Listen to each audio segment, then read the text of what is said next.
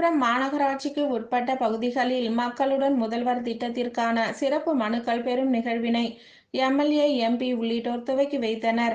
தமிழகம் முழுவதும் மக்களுடன் முதல்வர் என்ற திட்டத்தின் கீழ் பொதுமக்களிடம் நேரடியாக 13 துறைகள் சார்ந்த கோரிக்கைகளுக்கு மனுக்கள் பெற்று வருகிறது. இதனைத் தொடர்ந்து காஞ்சிபுரம் மாநகராட்சிக்கு உட்பட்ட 5 வார்டு பகுதியில் முதல் கட்டமாக இன்று முதல் மனுக்கள் பெறப்படும் என அறிவிக்கப்பட்டது. அவ்வகையில் இன்று எம்பி செல்வம், சட்டமன்ற உறுப்பினர்கள் சுந்தர், எழிலரசன், மாவட்ட வருவாய் அலுவலர் வெங்கடேஷ் உள்ளிட்டோர் கலந்து கொண்டு முகாமினை துவக்கி வைத்தனர். முகாம் குறித்து மாவட்ட வருவாய் அலுவலர் கூறுகையில், வருவாய்த்துறை, வீட்டு வசதி, காவல்துறை, சமூக நலம், வேலைவாய்ப்பு உள்ளிட்ட 13 துறைகளை சேர்ந்த மாவட்ட அதிகாரிகள் இங்கு சிறப்பு முகாமிட்டுள்ளதாகவும், பொதுமக்கள் தங்கள் தேவைகளை உடனடியாக கோரிக்கை மனுக்களாக அளித்து 30 நாட்களுக்குள் தீர்வு காணலாம் என கூறப்பட்டது.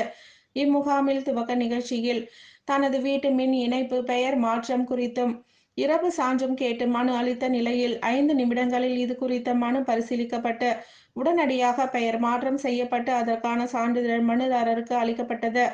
இந்நிகழ்ச்சியினை வருவாய் கோட்டாட்சியர் ரம்யா, வட்டாட்சியர் புவனேஸ்வரன், மேயர் மகாலட்சுமி யுவராஜ், துப்புரவு அலுவலர் ரமேஷ்குமார், துப்புரவு ஆய்வாளர்கள் சீனிவாசன், குமார், மாமன்ற உறுப்பினர்கள் என பலர் கலந்து கொண்டனர்.